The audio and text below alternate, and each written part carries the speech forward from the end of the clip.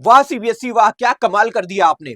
एक तो हमारे मार्क्स कम कर दिए, और उसके बाद जब हम आपके पास आते हैं क्या करने के लिए कि अरे हमारे मार्क्स तो कम हो गए, ये देखो आपने कम दिए हैं, तो आप कहते हो कि अप्लाई करो, 700 रुपए दो। उसके बाद जब हम आगे बढ़ते हैं, हमने बोला कि इसका वेरिफिकेशन कर दो, तो कहते हो 500 रुपए दो।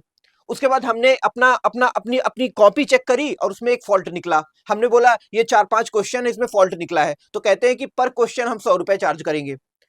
भाई आप हमारी कॉपी रिवैल्यूएट कर रहे हो, या आपकी नजरें हर एक स्टेप के ऊपर पैसे के ऊपर हैं? ये गलत है। अच्छा, उसके बाद बेटा इसी वाले नोटिस में ना मैंने जो 7 और 8 पॉइंट पढ़ा, ठीक है, वो भी मेरे को बड़ा अजीब लगा। क्या था?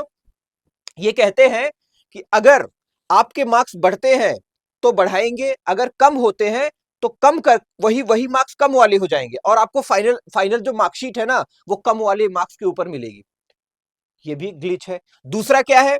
ये कहते हैं कि आप वन टाइम अप्लाई कर सकते हो। अगर ये जो डेट मैं आपको दिखा रहा था, अगर ये डेट अगर खत्म हो गई तो दोबारा आपको मौका भी नहीं देंगे। भाई क्या है ये?